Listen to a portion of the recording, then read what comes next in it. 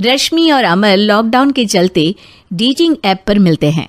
उसी बीच उनकी बॉन्डिंग बहुत अच्छी बन जाती है और दोनों एक दूसरे से प्यार करने लगते हैं। बस लॉकडाउन खत्म होते ही चट मंगी पट शादी। उससे पहले घर में बात तो कर लो। अरे माँ पापा कभी मना नहीं करेंगे। अमर की बात सुन रश्मि खुश हो जाती है।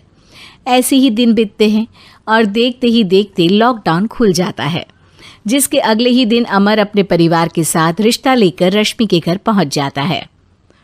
अभी लॉकडाउन खुला ही है और कोरोना तो ख़त्म भी नहीं हुआ, इसलिए ज़्यादा कुछ ना करके अगले कुछ दिनों में छोटे फंक्शन के साथ शादी कर लेते हैं। अमर के पापा की बात पर सब सहमत हो जाते हैं। कुछ दिन बाद दोनों की शादी हो जाती है और रश्मि अपने ससुराल पहुंच जाती है। बेटा, शादी तो तूने अपनी मर्जी से कर ली, लेकिन बहू को बोल देना इस घर में हुक्म मेरा ही चलेगा, इसलिए अपना राज जमाने की कोशिश भी ना करें।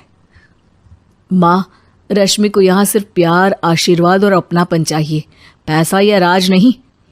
बेटी की बात पर सास मुंह बनाए वहाँ से चली जाती है और अब वो हर रोज़ रश्मि को परेशान करना और ताने देना शुरू कर देती है।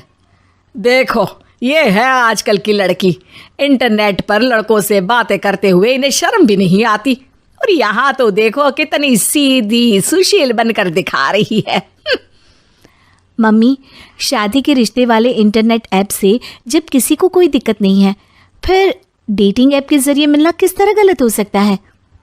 रश्मि के डेटिंग ऐप वाली बात सुन उसकी हैरान सास तुरंत तुनक कर पूरे घर को सिर पर उठा लेती है, जिसकी आवाज़ सुन अमर और उसके पापा भी वहाँ आ जाते हैं। हाय मेरी माता, इतना बड़ा झूठ!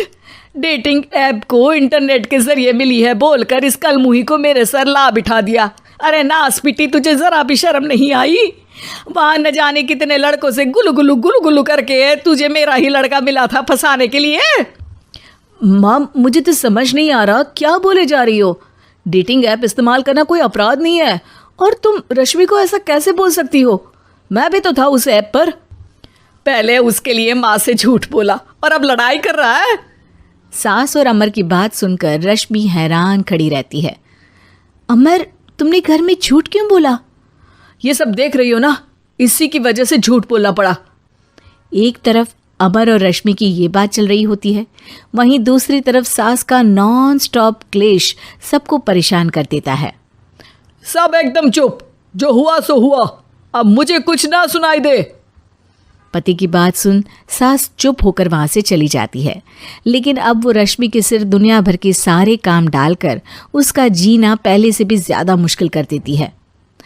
मम्मी, मैं आपका गुस्सा समझ सकती हूँ, आपको जो करना है कर लीजिए, मैं कभी कुछ नहीं बोलूँगी। उम्मीद है किसी दिन तो आपका गुस्सा शांत होगा और नफरत प्यार में बदलेगी।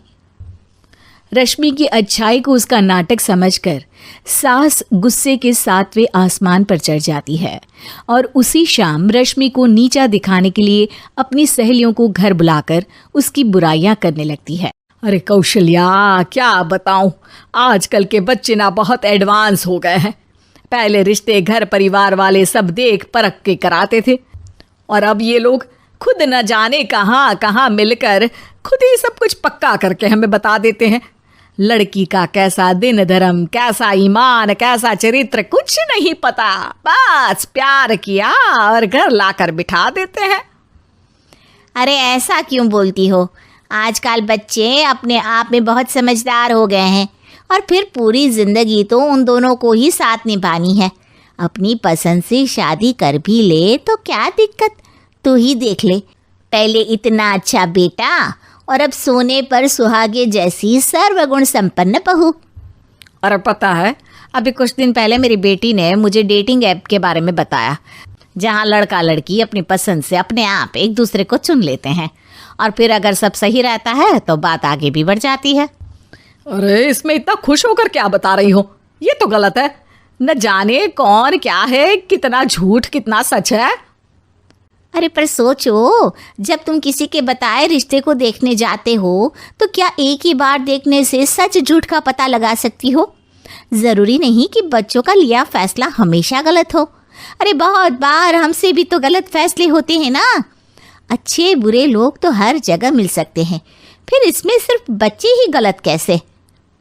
सहेलियों की बात सुन सास सोच में पड़ जाती है और इसी तरह कुछ दिन बीत जाते हैं, जिसमें ना तो वो रश्मि को परेशान करती है और ना ही कोई ताना सुनाती है, जिसे देख रश्मि परेशान हो जाती है।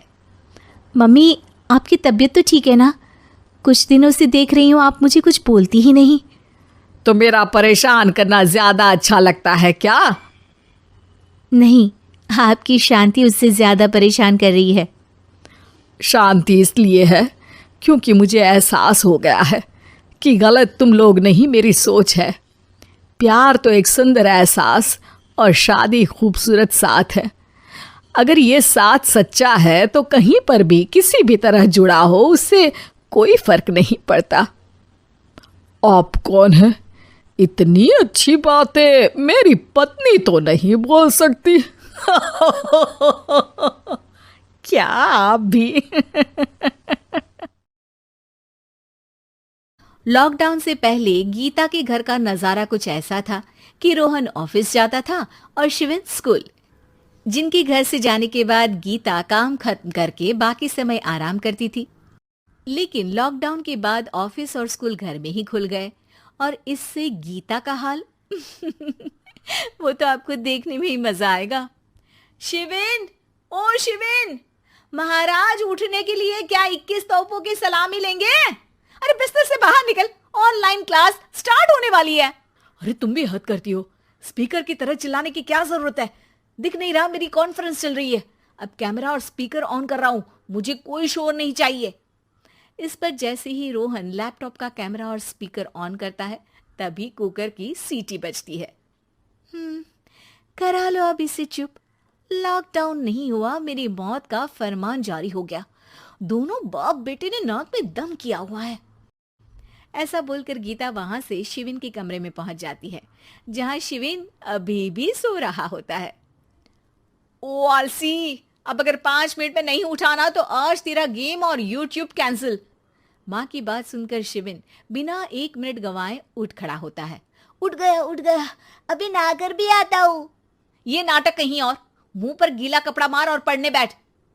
शिविन की ऑनलाइन क्लास स्टार्ट हो जाती है, जिस पर गीता उसे वहां बिठाकर रसोई में चली जाती है। थोड़ी देर में उसे कमरे से कुछ आवाज सुनाई देती है, जिसे सुनकर वो कमरे में वापस आती है।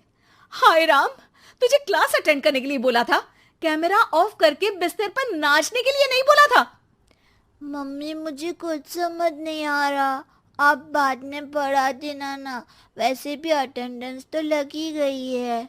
हाँ हाँ बेटा, जरूर बन जा, तू अभी से हम सबका बाप बन जा। अरे नहीं मतलब कहां से लाते हो इतना दिमाग, और पढ़ाई करते हुए ये चला कहां जाता है? नाइस क्वेश्चन, दिमाग से पूछकर बता दूंगा। शिविन की बातों से परेशान होकर गीता उसे मारने के लिए जैसे ही आगे बढ़ती है तभी वो कमरे से बाहर भाग जाता है। अब शिविन आगे आगे और गीता हाथ में चप्पल पकड़े उसके पीछे पीछे पूरे घर में दोनों घूम रहे होते हैं। इसी बीच वो रोहन के पास पहुंच जाता है और शिविन को मारने वाली चप्पल रोहन के लैपटॉप पर जाकर गिरती है। ओए माँ! मम्मी, अब पापा को चप्पल मार रही हो? वो आज तक के रिपोर्टर, चुपचाप जाकर क्लास अटेंड कर ले, नहीं तो अगली तेरे पीछे लगेगी। इस पर शिविन वहां से चला जाता है, जिसके बाद रोहन गीता से कहता है, इस सर्कस के लिए कुछ बोलना चाहोगी? अरे क्या करूं, जब से तुम दोनों घर में रहने लगे हो घर अपने आप ही सर्कस बन गया है और मैं तुम्हारी नौकर। कभी बेटी को संभालो तो कभी बाप के नखरे उठाओ। इन्हीं सब उथल पुथल में दिन बीतते रहते हैं, जिसमें हर रोज घर के अंदर कुछ नया सियप्पा खड़ा मिलता है, जो ज्यादातर शिविन और रोहन के ऑनलाइन स्कूल और ऑफिस से रिलेटेड ही होता है। एक सुबह, शिविन चल उठ, आज की क्लास जल्दी है। कैमरा ऑफ करके आप अटेंड कर लो। अरे ऐसे छित्तर पड़ेंगे, दादी नानी सब एक साथ याद आ जाएंगी। गीता की लाख मशक्कतों के बाद क्लास तो खत्म हो जाती है, लेकिन उसके बाद शिविन फोन इस्तेमाल करते हुए इंस्टाग्राम रील बनाने लगता है।